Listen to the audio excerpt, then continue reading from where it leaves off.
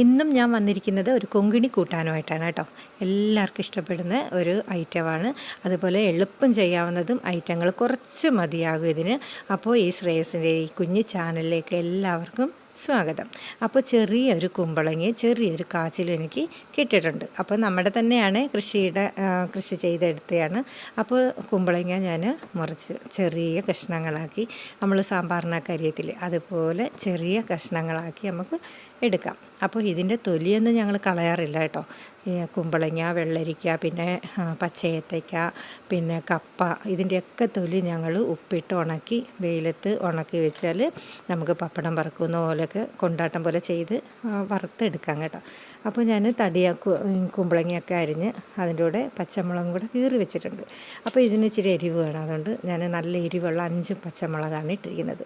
അപ്പോൾ അത് ഞാൻ മാറ്റി വെച്ച് ഇനി നമുക്ക് ചെറിയ കാച്ചിലാണ് എടുത്തിരിക്കുന്നത് കേട്ടോ. അതേ എനിക്ക് പറിക്കാൻ പറ്റുള്ളൂ. വലിയ കാച്ചിലൊന്നും എടുക്കാൻ പറ്റത്തില്ല, എന്ന് വെച്ചാൽ ഉണങ്ങി കിടക്കുന്നുണ്ട്, കുഴിയെടുക്കാനൊക്കെ ഭയങ്കര പ്രയാസമാണ്. അപ്പോൾ നമുക്ക് കാച്ചിലിൻ്റെ തൊലിയൊക്കെ കളഞ്ഞിട്ട് നമുക്കതും ചതുരത്തിൽ സാമ്പാറിന് അരിയുന്ന പോലെ അരിഞ്ഞ് വെക്കാം.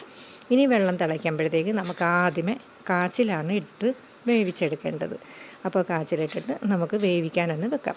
ഈ വേവുന്ന നേരം കൊണ്ട് നമുക്ക് ഇതിനുള്ള തേങ്ങയൊക്കെ ഒന്ന് അരച്ചെടുക്കാം.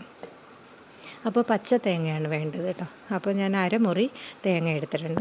നമ്മൾ അവിയലിന് അരയ്ക്കുന്ന പോലെ ഒന്ന് ചതച്ചെടുത്താൽ മതിയാകും കേട്ടോ. വേറെ ഒന്നും ചേർക്കണ്ട, മഞ്ഞൾപ്പൊടിയോ മുളക് പൊടിയോ ഒന്നും ചേർക്കണ്ട. വെറും തേങ്ങ മാത്രം ഒന്ന് ചതച്ച് എടുത്ത് മതിയാകും.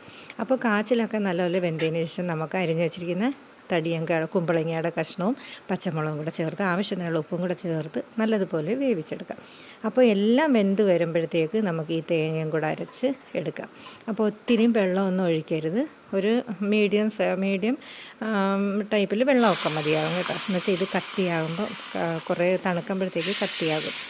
എന്നിട്ട് നല്ലപോലെ വെന്ത് വരുമ്പോഴത്തേക്ക് നമുക്ക് കടുക് വറുക്കാൻ വറ്റൽമുളക്, കറിവേപ്പില, ജീരകം, ഇത്രയും കടുക് വറുത്തിട്ട് ഈ കൂട്ടാനൊന്ന് തണുത്തതിന് ശേഷം നമുക്ക് പുളിയില്ലാത്ത തൈര് അങ്ങോട്ട് ഒഴിച്ച് നല്ലതുപോലെ ഇളക്കി ചൂടോടെ കഴിച്ചാൽ സൂപ്പർ ടേസ്റ്റാണ് കേട്ടോ.